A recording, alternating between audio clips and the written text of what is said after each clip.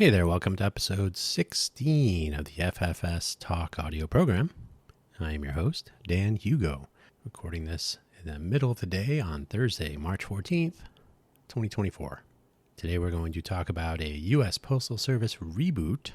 And if you are not familiar, the FFS Talk audio program is about what works and what does not, and what we can do about it. If you don't know what FFS means, you should hang out with more Irish people. And do note, St. Paddy's Day is coming up. Paddy with two D's. Padrig, St. Patrick. So we're going to talk about the U.S. Postal Service. It's pretty amazing when you think about it. A long history based on an even longer history of a need to communicate over distance in a reasonable amount of time. Some truly clueless people would like to see it go away for some reason. But there's a lot going on with the U.S. Postal Service, believe it or not. So as usual, we'll start off with our links. Hopefully wherever you have found this audio program, you're able to see a show description, episode description, our link section. And I've said this a few times. I think we're finally reaching the point now where I have some time to roll out authoritative primary points of publication for this and my other 3 programs that I produce. But for the moment, if you have found this on Spotify or somewhere else, I'll apologize now for the layout.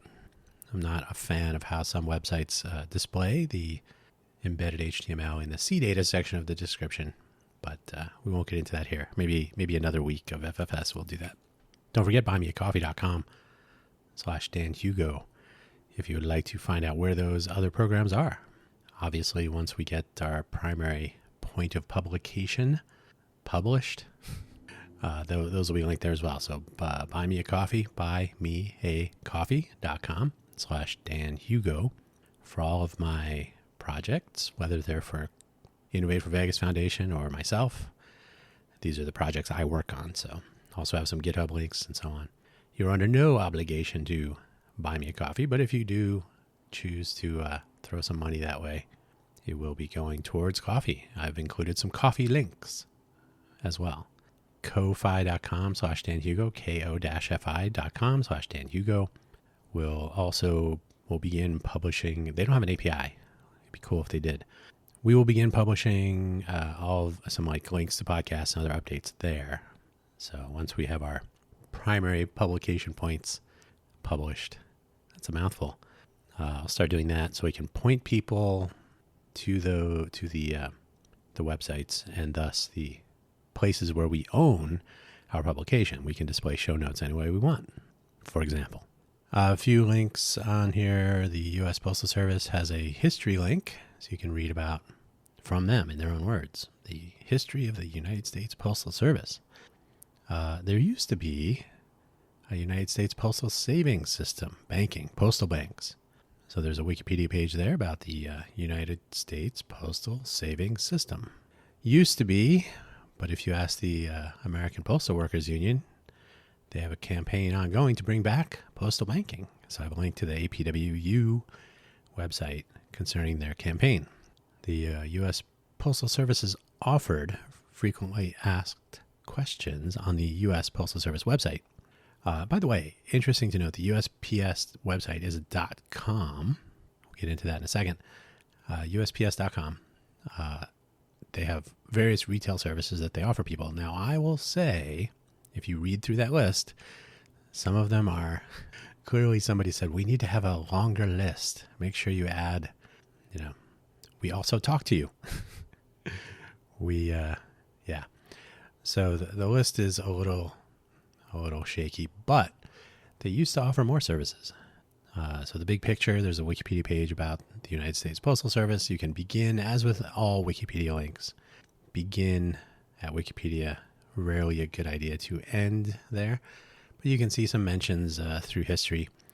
In particular, there's a mention of the Darrell Issa campaign, which eventually led to the U.S. Postal Service having to fund their retirement programs in full, which did a lot of damage to their financial stability at the time. So you can read about that there. This and a few other things have led to the U.S. Postal Service being less of what it used to be, in my opinion. The big picture, Wikipedia, United States Postal Service. Yes. So you can look at that. The most ancient smoke signals. This is way back when, hundreds, thousands, whenever fire was invented. Once there was a realization that you could see smoke at a distance, and once there was a communication was a thing, smoke signals were used far and wide to communicate probably coded messages, or at least tokenized, over long distances. Probably, I think at ground level, you can see the horizon about 20 miles away. So if you're able to see the smoke rising, you can extend that distance 20, 30, 40, who knows. So read that Wikipedia page and then go on and make some smoke signals. Let's see how that works. Communication at a distance. It's an ancient and necessary thing. The Battle of Marathon is always kind of interesting. The Battle of Marathon was a historical event with some questionably accurate tales. One of them being the story of the messenger who ran a great distance, maybe 26 miles, maybe a little bit longer, who knows, to deliver a message that the Greeks had won over the Persians so that the Persian navy could not arrive at Greece, walk into Athens and say, "We kicked your butts." So he needed to get there to tell the king, "We won," which I believe was exactly his words, if true. Pony Express was something that existed in America it was a private company. It went from, I think it was Missouri. You can check the page and read on for the history of the Pony Express, but I think it was Missouri to California, 1860 to 1861. I believe it was 18 months. I'm not looking at the page right now. I read over it yesterday. 1860, 61. So not quite 2 years in business. Why? Well, because the first transcontinental telegraph rolled out, I think it was in 1861. So now you could transmit messages immediately across the country. Now, this doesn't completely obviate the need for something like the Pony Express at the time, but you could transmit messages over long distances instantly, essentially, almost instantly, with relays and whatnot. Yeah, small delay. Certainly not days. I think it was a 10-day transit for Pony Express. The 10 days may have been across the country. So to the Pony Express, then they transport it, the message, the package to California. So if you could, even there was relay horses. So you'd hand off the baton to the next pony and they would continue the transit. So the Pony Express, though, demonstrating yet again the need and ingenuity required or put into practice to enable messaging at a distance in a timely fashion. So the first transcontinental telegraph across America came along. Strangely, it followed rail often. So mail on rails, there was the first transcontinental railroad. We won't get into some of the travesties associated with that, but let's suffice to say that the transcontinental railroad made it that much more economical and efficient to move physical things over long distances across the country.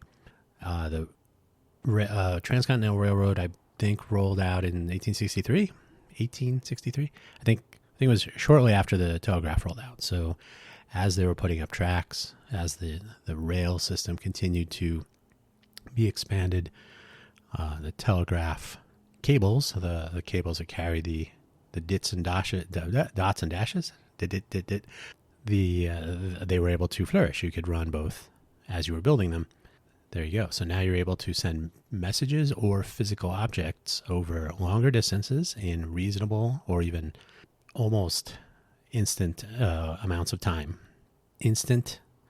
Is that an amount of time? I'm not sure. Possibly. I will check over a much longer period of time. Now, the US Postal Service emerged eventually, and you can read about that on their history page, as I've linked. I will point out one article about the United States Postal Service employees, letter carriers, continue to be robbed. Why go after heavily armored vehicles when you can go after a goofball postal carrier vehicle? Not the DJ-5, Those things were dangerous back in the day. The Jeep, if anybody remembers those. But the modern vehicles are unarmored. They are vulnerable. And there have been times when I have seen for myself here in the greater Vegas area, I've seen postal workers leaving the we'll call it a van. Van's open because of the nature of their work. They're walking to mailboxes. They're moving mail between the bins inside the van, and so on. So they're probably generally vulnerable. They're certainly not armed in most places. I don't think my local postal carriers are packing anything other than packages, but they continue to be robbed and they're vulnerable. Same goes for mailboxes, by the way, especially if you're here in Vegas.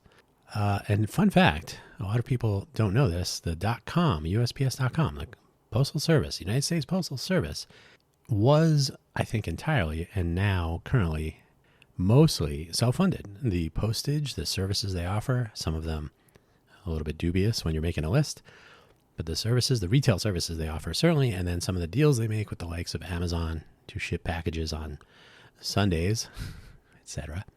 This is how the United States Postal Service pays for its existence. So were it not for the legislation put in place to require them to fund their retirement program from their revenue stream in full, so because of the change in the nature of their accounting of revenue and where that would go and how it was distributed per year and so on, put them in a difficult position, but they were otherwise funding themselves. There was no massive, unlike the military, right? The military doesn't make money on its own. The United States Postal Service out there on foot, delivering packages to you and letters and so on, selling you stamps, making money. Good for them. Will they continue? Well, that's a good question. So messaging in the beginning. So I mentioned smoke signals. I want to say they started in China, but they've been around probably right after fire. Right after fire, smoke. What is it? Oh, wait, I can send messages with this. That's how human minds work. Philippides ran, ditching his clothing and shields, shields and weapons, and then clothing, to tell his manager, to report victory in the Battle of Athens, so that the Persian Navy could not go around, walk into Athens, and declare victory themselves. Because, and this is why information sharing at a distance is so important, because there would be no way to know that they did not win.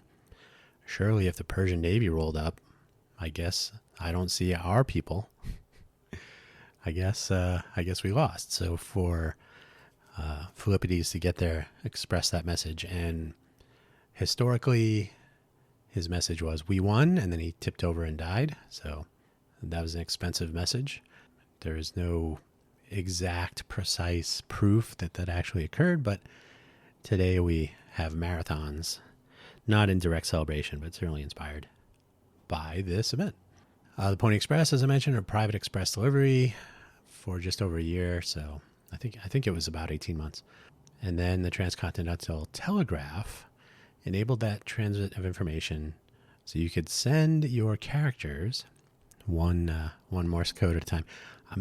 I didn't check. This is for another time or left to the listener. I didn't look at when Morse code was actually developed, because it was standardized eventually. International Morse code. I don't know when that was standardized, but I assume everybody was speaking something of the same language to manage the telegraph use. So sending information back and forth across the country became a matter of finding someone who knew the Morse code and who could key the message. Telegrams and so on. There you go, telegraph. And then the railroad shortly after. And again, the telegraph lines followed the railroads, so that expanded the reach of the telegraph network, eventually adding telephones and telegraphs in America. We know what that means. AT&T. So communication was becoming more and more technologically linked. The transmission of electric signals, and then the operation of mechanical, steam-powered, and later internal combustion, and so on. Vehicles, so kind of kicked the ponies out of the way and enabled very rapid and lower-cost communications, whether it was just the information. So, for example, if Philippides had been carrying some telegraph cables behind him while he was running, he could have run that line, and then in the future communications could have been using Greek Morse code, International Greek code. Probably would have been more dots and dashes, or maybe fewer. Who knows? So it's the continued expansion of the notions of communication and what information is and how you can pack it efficiently. I didn't get into the Shannon limit, data versus communication, error correction, and so on. But as we have advanced over the decades and centuries, we have been making it easier, more efficient, faster, less prone to error to move information around. So the data bits that become information, the start and end, hopefully, is information. And then physical logistics, the likes of Amazon doing what they do, but the ability to take a physical object and move it to anywhere on the planet economically and in reasonable time, something of a game changer when you really think about it. So has anyone ever sent an airmail message? There used to be, and not even that long ago, I'm going to say early 90s, when I would send airmail to a friend in Turkey, par avion. You would address the mail. I would write in English on the envelope. I think she wrote in English also, so that was not a big deal. English, certainly popular as far as postal and air traffic control for airplanes. But you could write in English, or in your preferred language, I suppose, on an envelope, write for airmail, pay a small amount of extra money, and an envelope of paper, notes, mail, contents could be transported around the world. We're talking like $1, $2 at the time.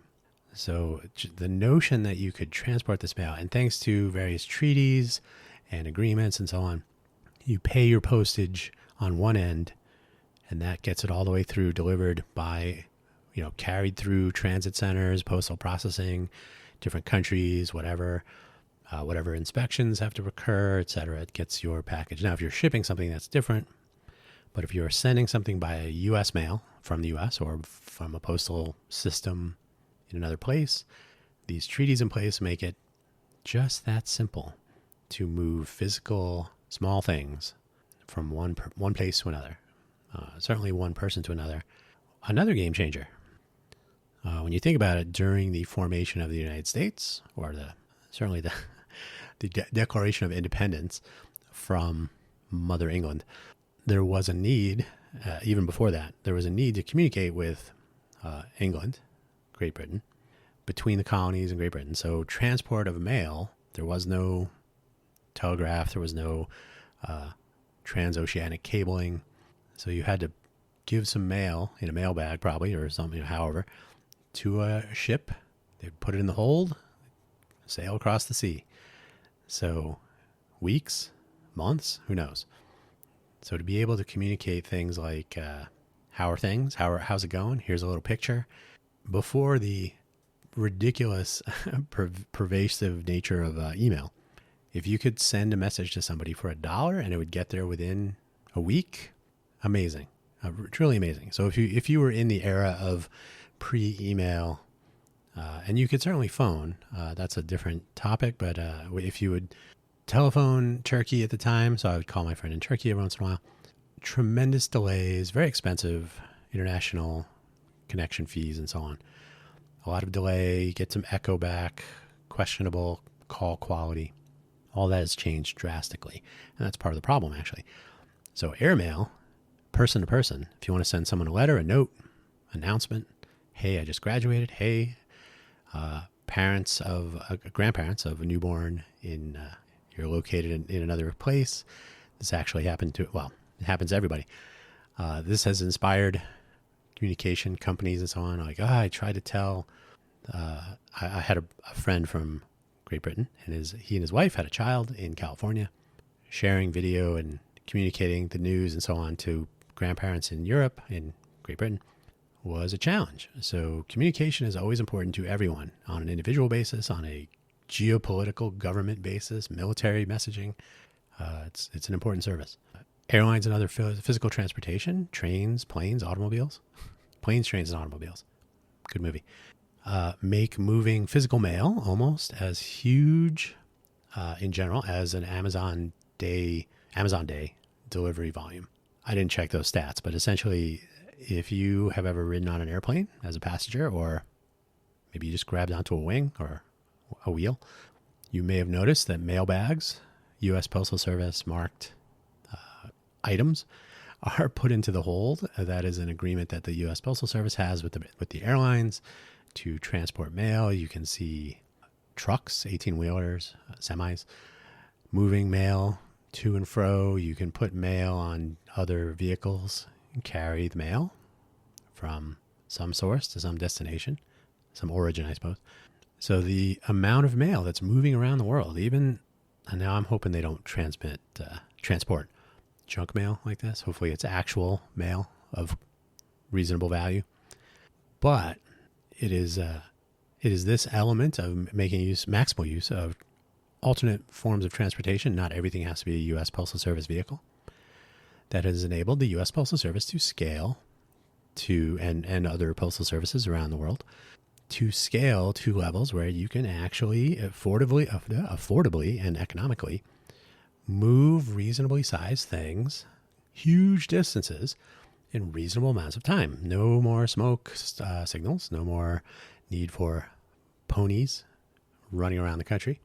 You can literally hand a box to a retail U.S. Postal Service outlet or one of their many competitors, and it will arrive on the other side of the world. If you've ever seen Castaway with Tom Hanks, you know it can be quite an exciting business to move that package from A to B.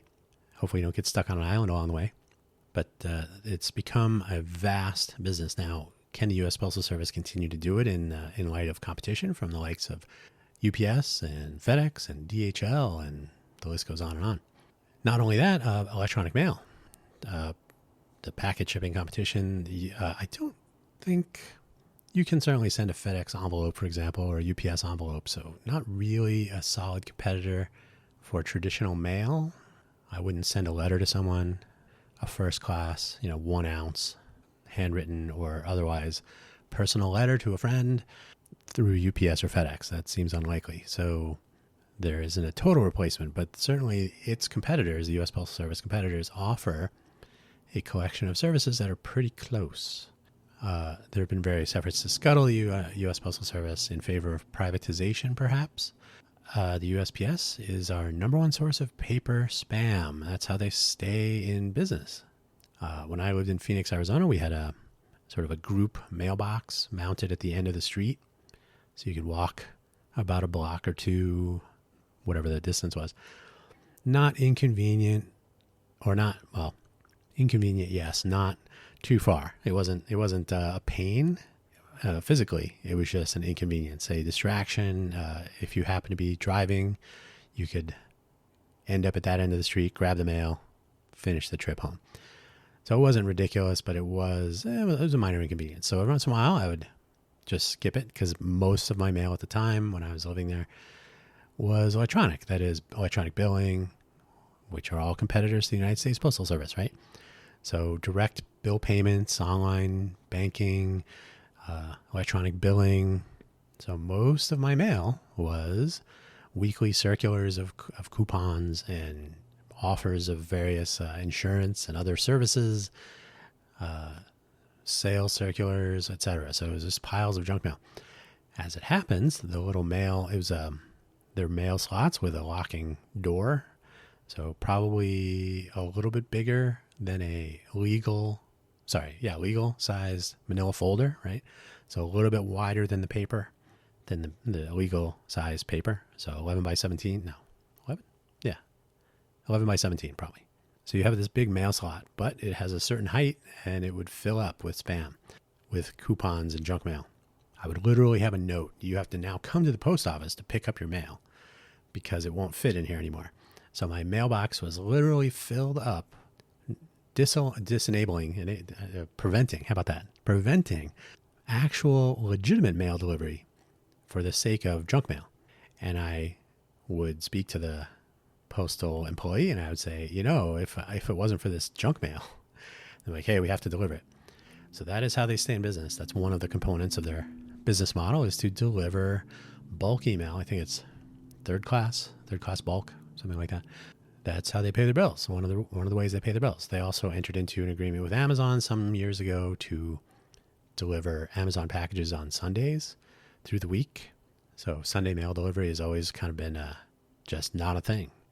Sometimes Saturday delivery is on the table to get rid of. So these are the sorts of deals that enable the Postal Service to stay in business, to make money, since electronic mail and competition in general has made retail engagement with customers that much less lucrative. Postal banks were a real thing, though. This is not too long ago. You could have a savings account at a local postal bank right there in your community. Now, today, in 2024, you can read many cases where the lack of community banking, the lack of access to a local bank, perhaps the lack of a home address, perhaps the lack of proper credentials, perhaps, has made banking at private banks, especially the bigger banks. So your community may have access to, I'll say right now, walking distance from where I am at this very moment is a US bank and a Wells Fargo bank. There may be a Bank of America a little bit farther away. So those are not community banks. Those are private, commercial. Sometimes the banks would charge you to enter the building. They wanted you to do drive-up services or ATM. Oh, if you don't have a car, sorry, you're going to have to pay more to come in and do your banking services. So private banks are not exactly all-inclusive in enabling people to do their banking. So you see a rise in paycheck cashing services where they take a dramatically huge percentage of your check just to cash it. So the lack of community access on the ground to banking services by, some parts of the population are a problem. They're left out of the banking system. So postal banks used to exist. And again, I pointed to the American Postal Workers Union campaign to bring back postal banking, postal savings. You could have a savings account. You could save some of those check cashing fees from your paycheck and keep them in your own savings account. Did you know one of the services they do offer, but you can get your passport photo and you can have the document signed and I guess it's technically notarized. I don't know how they treat that. If it's signed by a postal employee, which I did. So when I applied for my new passport just over 10 years ago, actually, I walked into the Postal Service here in Vegas. I had my forms filled out. The postal worker had me stand over to the side with a wall behind me, took a picture. He signed off the forms. We stuck everything I needed to stick into a big envelope into that envelope, and we had it mailed off to the United States State Department. Very convenient. So the fact that the Postal Service offers this to people intent on traveling is extremely convenient. Why go to a photo service, or why have you can have a service take care of all this paperwork that I did and so on, notarizing whatever needs to be notarized and so on. Although now there are online services that do this, but the ability to walk into a postal branch office and have this done, it took a few minutes, was great. We can have a few government services executed this way. You can make the Postal Service a hub of engagement for a variety of services, whether you are trying to, there was a debacle recently, which I hope has been sorted out, the ID.me private website that was managing identities for federal government services. So you'd have an ID.me account, and I'm not going to link about this because it's too ridiculous. There was a question about who actually owned and maintained the privacy and personal information management once you submit your life details to ID.me. Who knows? So to require this account to do any government interaction was problematic.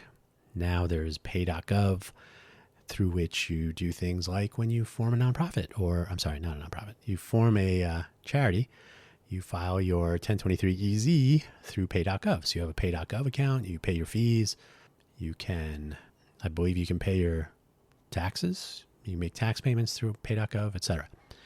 So the ability to interact with the government online has been expanding over the years, and that's great, maybe. But to be able to interact with a person in some way, to hand someone the document, to have a resource where you could, certainly the Postal Service could have a kiosk on site in the retail location that you could interact with these services as well. So you would enable people to conduct government business, individuals, people who don't maintain corporate lawyers or have a retainer for some external legal advice and so on, to manage documents and filings and getting information and moving information around and so on. So this would be an interface to federal government services. If you read about the history of Code for America, what's her name? I can't remember her name. I should look this up. If you go to the Recoding America website, you'll find various pieces of information. But the interaction of normal people with federal government services is lousy with issues, mostly because of the way government services are managed and the interfaces for them are deployed in a procurement system. So you have different people competing to deploy services and develop websites and applications and so on. And let me interrupt myself. I've paused there for a moment. So I've added the Recoding America link to the links section. So I didn't go through that earlier. Jennifer Polka. So she was the original founder of Code for America. It has since become a corporate mess, but she wrote a book called Recoding America. I read the book. Doesn't really match the title, but she goes through some stories of some of the cumbersome interactions with the federal government programs, government services, their procurement model, their bidding process, the inefficiencies and confusing interactions, the lack of good customer experience. We are the customers, after all. So here's a fun fact. The federal government has a federal employee visit your neighborhood in a good way, hopefully, multiple times per week, sometimes daily, sometimes even on Sundays.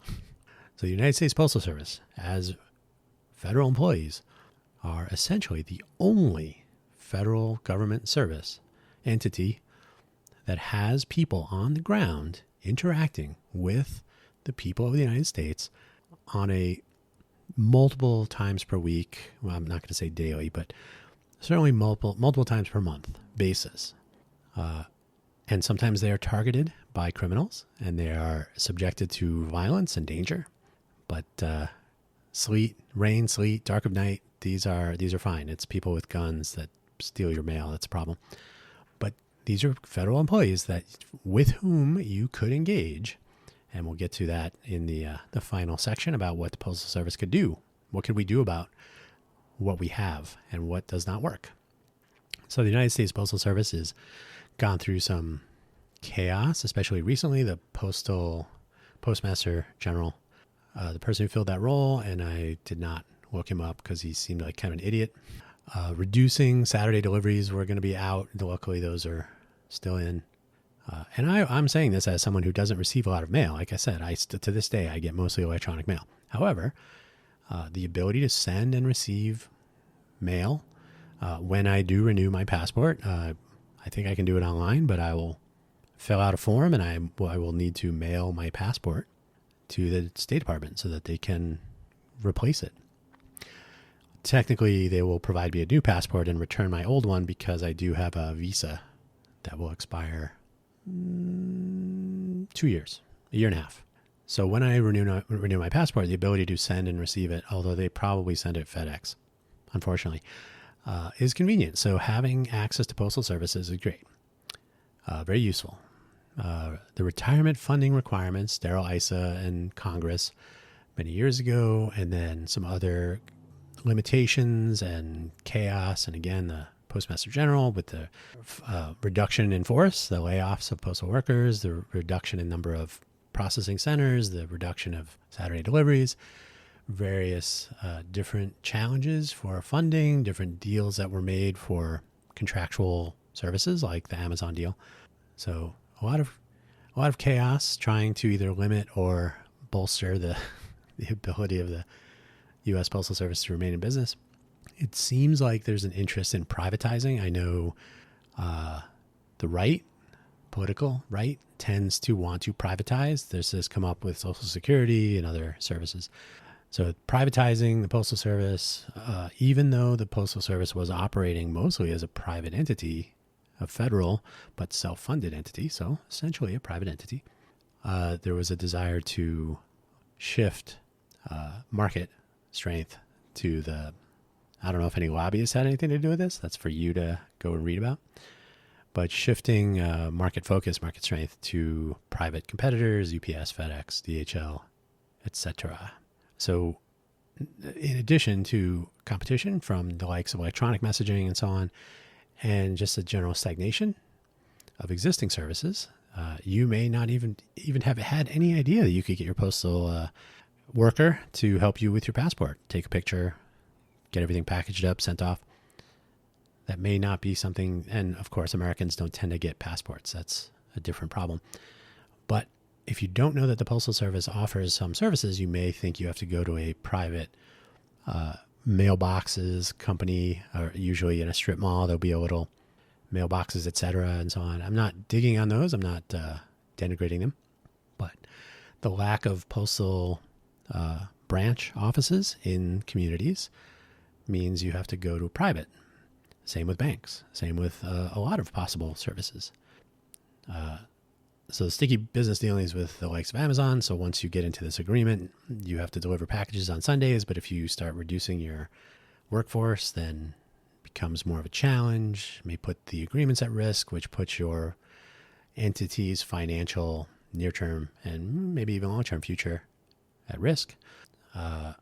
They do have dollar amounts attached to them that are probably attractive, but the challenges and the risk of losing them non-trivial. So the United States Postal Service has sort of been put in a precarious position now and then, more precarious sometimes than others. It's a service I think, in my opinion, that we should invest in so long as we realize the value proposition of having this sort of a service at community scale across the country, across the United States. So I've thought about this many times over the years, many conversations, but mostly thought experiments. And if you are doing anything with the internets, you will have some familiarity with some of my suggestions here. So what could a postal service do in 2025 and beyond? 2025 is probably a little optimistic. So here's my list. They could bring back community services like banking. If you are in a inner city or maybe rural areas or maybe even suburbs. I know where I am. I mentioned there are 3 banks that I could walk to. There are no post offices that I could walk to. The nearest post office was the one I went to get my passport 10 years ago. So that was quite a drive. Certainly a long walk. It is reachable by bus, so public transit does work, which is good. But without community engagement, it becomes tricky to use services. So if community services could be available in in postal branch offices, and they would add features such as community banking.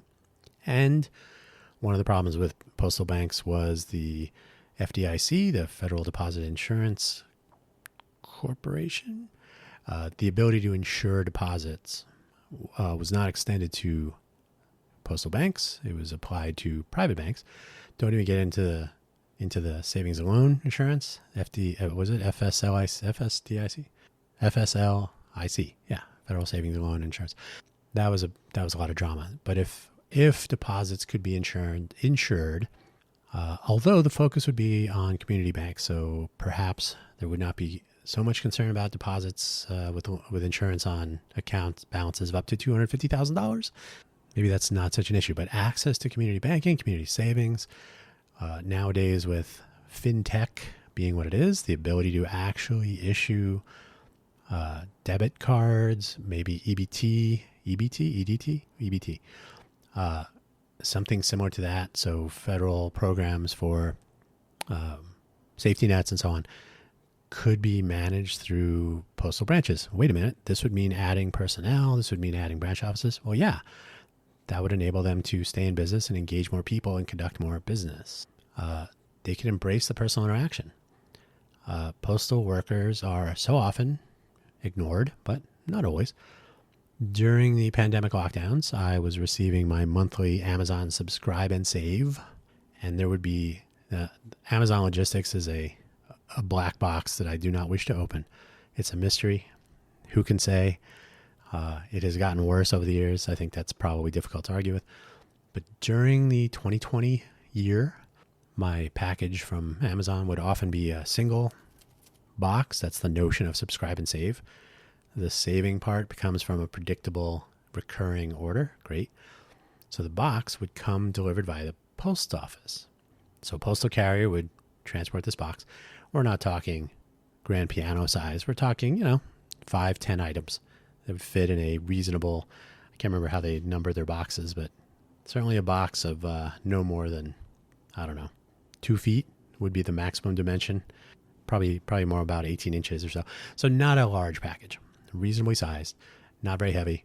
However, it would not fit in the postal lockers, and because of the pandemic lockdowns, there was no delivery to a mailroom or a leasing office where I was living at the time.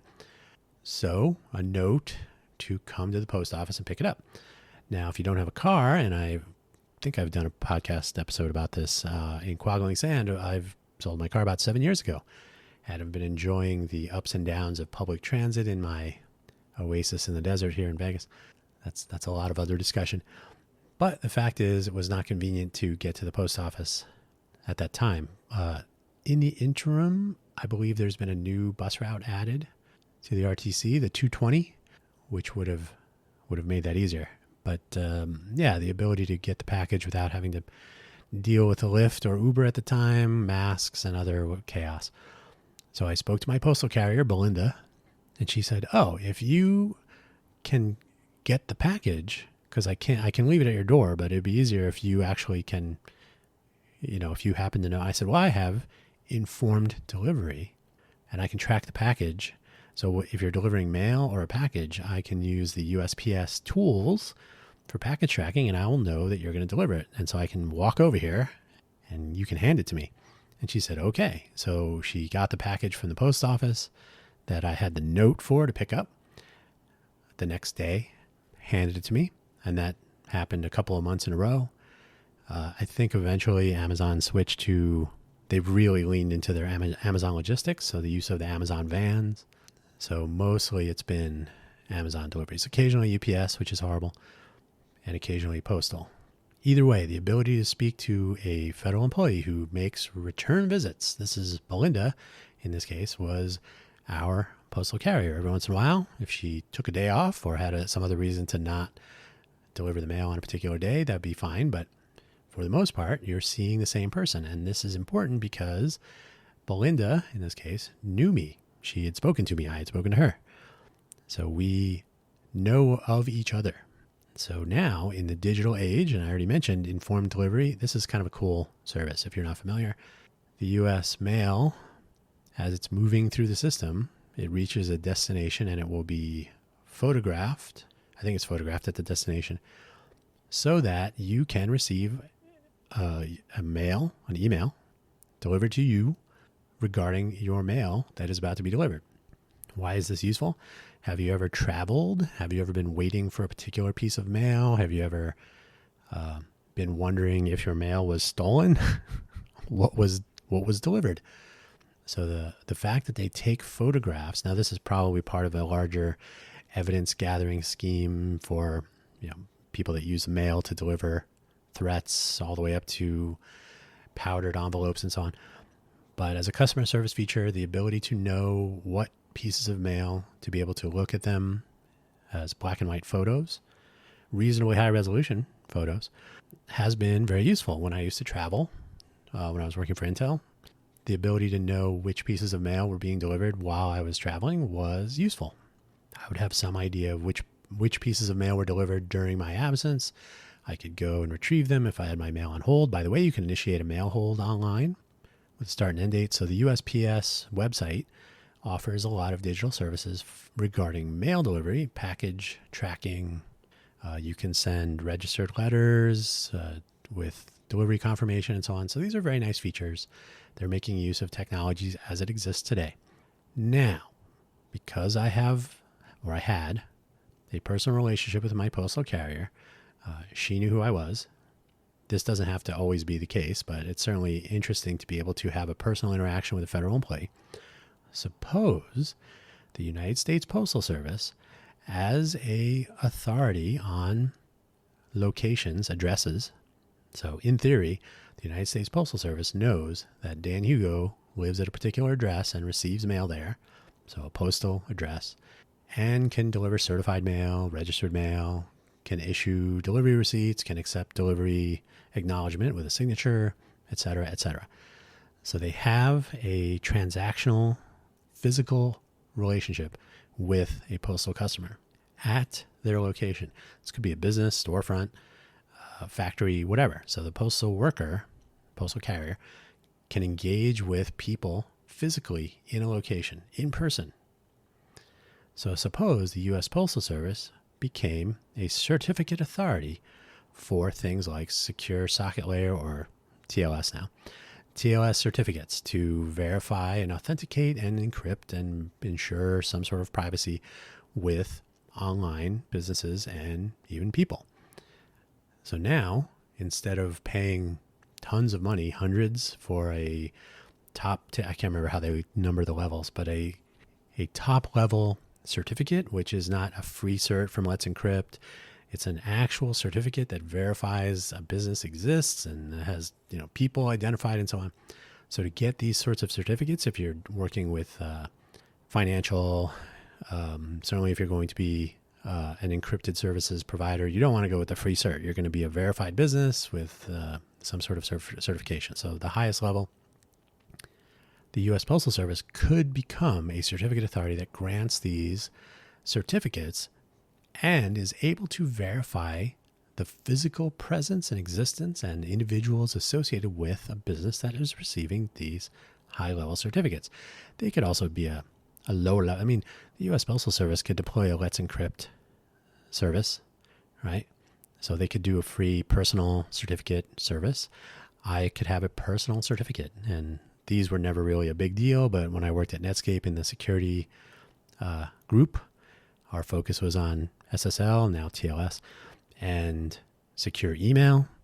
So guess what? If I wanted to get an SMIME compatible, compliant, usable, so secure multi-part internet mail extension certificate for personal email, I want to authenticate, I want to sign and encrypt email from me to you. Getting a personal certificate is tricky. It is non-trivial. You can get a public key, a PKI, public key infrastructure, PGP certificate or similar for yourself. That's much more likely to happen, essentially free. But the authentication mechanisms, the infrastructure to verify, validate, to authenticate you and your certificate is expensive. But in an age of email phishing, spear phishing, entire presidential campaigns are placed at risk because somebody clicks on a link from someone they didn't know who it came from, et cetera, et cetera. So in an age of digital communications being so important and yet so open to compromise, we have a federal agency that can verify you in person as part of their day-to-day business. So to me, it has always seemed a little odd that we don't have this ability to offer verifiable, personally verifiable by a federal government employee, the existence, the identity of a sender/receiver, the owner of a certificate, and so thereby enabling the owner of that certificate to conduct transactions, messaging, especially with the certificate infrastructure. And I cannot for the life of me remember what the SMIME cert's called, but it's the same infrastructure, although a different type of cert that you would use to secure a website. So it'd be great if there was an equivalent of Let's Encrypt for personal email certificates, and if people would use them. So if we had a tech-savvy, privacy-first infrastructure and knowledge knowledge populi. How would that work? Knowledge of the people to be able to make use of these things. The Postal Service would be a natural way to manage, to deploy, to verify such an infrastructure and the certificates that make it up. Now, some would argue this is a sort of a national ID. This is not the case. You could offer different tiers of service. So you may want to have a certificate that is associated with a physical address for conducting business, but it need not actually be a person. That's a lower level of certification. So in some cases, you would identify yourself as a person. Sometimes it would be a business, but it would offer some legitimacy that would be verifiable by a government agency if that's valuable. Now, there would still be competitors. There's still VeriSign. There's still GoDaddy does certs through one of their properties. So any number of places where you can still get commercial certificates. But if the United States Postal Service were to enter that realm and offer federal government certification of encryption credentials, I think that would be an interesting business model. This one's probably a little bit more controversial. How about official email addresses for people? This would arguably be another national ID debate. But suppose you, as a human, if you're a citizen or someone living in the United States, you have a email address, free. This is similar to the way banking works in some countries, where you have the ability for your government to contact you to provide, well, in the case of, say, Great Britain, when it came time to provide benefits during pandemic lockdowns, I'm not saying we should have that again, but there was an infrastructure in place to directly fund people through their banking system. So now I'm not saying you have to nationalize the banking system, but similarly with email, you don't have to nationalize the email system. You can certainly have a Gmail account or a Yahoo account or an Outlook account or whatever you want, your company email. But if every person had a way to be reached for official business, then we're talking, hey, how about uses of secure email credentials? You would be able to send and receive verifiable, signed, privacy, say, quote unquote, guaranteed messaging regarding your benefits, your taxes. There's a hole, by the way, there's a hole in the IRS system, which I've talked about many times over the years. It would be substantially tricky. Now, they've kind of come up with this scheme where you have to have last year's tax return, and there's a sort of, it's based, by the way, on your postal service interactions. So if you receive your tax, your income tax documents for your personal filings from this year, they're associated with the mailings that you received from last year. So if you didn't change your address, as was the case with me when I first moved, you're like, oh, my documents went to my old address and they weren't forwarded.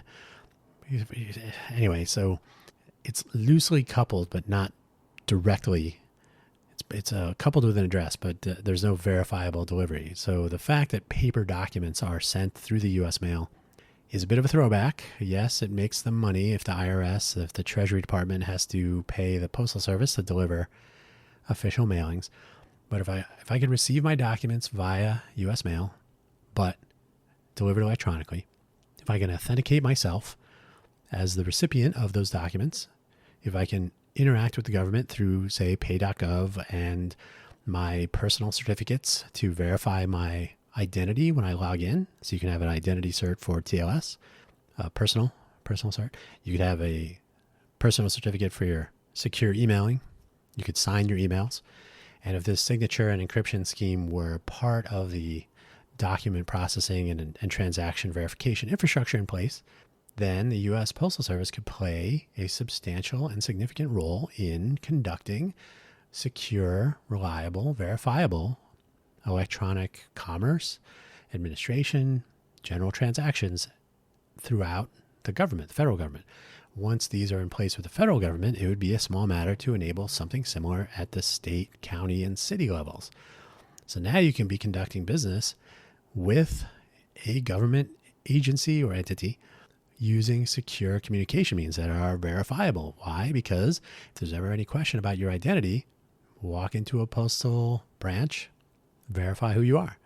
Well, how could this be possible? Like biometrics or photo ID? Well, that's the other part of the puzzle. Identity is a non-trivial matter in a digital age where someone can claim your Gmail address and take over your whole life. So the US Postal Service, because of that direct interaction on the ground with people, with human to human contact, 6 feet or more sometimes, that changes the game a little bit. So now identity is not merely I have your email address and password. It is I know Belinda. Belinda knows me, etc. I'm just throwing ideas here. You could argue with me all you want, and I would discuss it with you. So if we actually connected a physical mailing address to a person, you could have, a person email address. You could have a physical address for a location. These are up for discussion. Certainly, if you have a person email address and you could verify a mailing address through that person address, then now send some agency, someone who wanted to send me something physical through the US Postal Service perhaps, but in general who wanted to verify that Dan Hugo lives at this address, they could send confirmation to my official email address, not my, that was my old Gmail address. Oh, that's my old work address. And, side note, if you've ever done anything online where you require your customers or your users in general to sign up for something and then, I used my work address and I don't work there anymore. So yeah, that's good. The Postal Service could monetize through the Gmail model, for example. So they already deliver paper junk mail. They could do something similar with advertising. So this is a technology already in use. It can be privacy aware. It could be obviously hyperlocal targeted advertising since they know where you live. So there's all kinds of opportunity here, I think, for the Postal Service to monetize and maintain their business model through information, message delivery, verification, authentication, etc. I was going to say authorization. That's a different problem. And postal carriers this is my final bullet item in my final section in my notes. Postal carriers are still an in-person representative of your federal government. A connection made multiple times each week, sometimes monthly, depending how rural, etc. But people that can sometimes do. Now, if you have a post office box, you may not interact with a postal worker as frequently, but you could. A substantial portion of the country has access to these employees and vice versa. I think this has been undervalued in recent times and can be recalibrated for our ironically disconnected digital age. That is, people are more connected than ever and yet less connected than ever. So if you can have personal verification, personal authentication, personal validation that you are a person, that you're alive, yeah, you could tie this to some sort of voting. Like, by the way, if you vote by mail or if you receive a ballot by mail and you forgot to, this raised my eyebrow. I'm not quite the conspiracy theorist, but just the mechanics of it. When I moved, I forwarded my mail, the side note here, I forwarded my mail because I was not going to move into my new place for 6 weeks. I think it was 6 weeks. I forwarded my mail initially to my parents' house, and then I went and visited them because after the lockdown, I hadn't seen them for a while. So I figured, I have 6 weeks. I will be technically homeless. So I'll just go hang out at my parents' house, see how they're doing, etc. So I hung out at my parents' house, received my mail there. Then I moved to my new location here in Vegas. So then it was a matter of re-forwarding my mail. So because I was receiving so little mail at my parents' house, I did eventually forward my mail. But I figured, well, while I'm moving and in the initial time between, I would change my address with the senders that were sending me mail that was ending up at my parents' house. Does that make sense? It seemed to at the time. And again, very few pieces of mail of note that that were important. Several pieces of junk mail, etc. But, a few things. And so this enabled me to say, which pieces of mail am I actually receiving instead of bulk forwarding everything. And that allowed me to sort of trim away some of the unnecessary and so on. Well, as it turns out, my tax documents for the filing year when I moved were not forwarded, of course. And so they were mailed. Once forwarding expired, they were mailed to the address printed on the tax materials, which was my old address. Same with voting records of the ballot information and so on. So I thought to myself, well, that's interesting. So now somebody has my voting information and tax information. It's not information so much, but it is the notion that someone could go to a voting location and show the ballot, sample ballot, whatever they received. So the missing piece of the US Postal Service delivering physical items to a mailbox is that authentication. So this is similar to how TLS, or the lock that you see on your location bar in your web browser sometimes, when you have secured the end-to-end encryption is a big thing now. So if you can verify that this ballot, this sample ballot, or this voter packet is being delivered to an actual person, and if they've moved, then it will be delivered to the correct new address, because that information has been verified as part of the infrastructure, not left to chance through, did you remember to forward your address, and has it been 18 months or 6 months or whatever? I think it's 6 months. So there are some gaps in the system today that could be addressed by having an official address associated with a person, et cetera, et cetera. So these personal interactions with federal employees who could actually verify, authenticate, validate the fact that a human is alive and receiving correctly addressed mail is a missing piece that could be enacted sooner, making the U.S. Postal Service a certificate authority, managing certificates and charging money for different levels of certificate features and so on. That would take a little bit longer. And this is only the beginning. Community banking could be brought back, so that would be a re-implementation of a service already offered. I think these would be game changers for the United States Postal Service to pivot and continue being a sustainable business into the future. I've clearly not done any of the math. I haven't tried to justify this with a financial breakdown, a business model with actual numbers. It's well beyond the scope of this audio program. But in general, I believe there's a lot to be done to take advantage of the role that the Postal Service plays in day-to-day life across the country in person. I think we should be taking advantage of that. Not everything is a video clip on YouTube or TikTok or Instagram or wherever. Sometimes it's actual human interaction, and actual business can be conducted, sometimes only in that way. That's where I'm going to leave it today. As always, with all of the FFS Talk audio program topics, past, present, future, always up for debate. Always would love to know what you think. And you should come on an audio program and we can talk it out. FFS Talk, after all. buymeacoffee.com/Dan Hugo. Be sure and check that out when I launch the individual websites for Quaggling Sand, FFS Talk, Let's Innovate for Vegas, which would be at the innovateforvegas.org website, and the Cafe Genius Impresarios audio program, cafegenius.org. So buymeacoffee.com/Dan Hugo. You're under no obligation to pay any money. But if you do want to, I actually have some links to some of my favorite coffee beans there. So any revenue generated through the buymeacoffee.com/Dan Hugo page, profile, goes towards coffee, and coffee does power all of my projects. As well, there are some GitHub links and some other stuff, and there will be more. So once I get these websites up and running, I'll link to them there. In the meantime, all of our show notes and past episodes and so on will continue to exist where they can be found today. Those will just be the sort of secondary or backup places to find them. And then ko-fi.com/Dan Hugo, ko-fi.com/Dan Hugo. These and more available in the description for this episode and all FFS Talk episodes, wherever you have found this audio program. Tell your friends, share far and wide, and don't forget, you can be a guest anytime you want. Talk to you soon. Bye-bye. It's in the mail.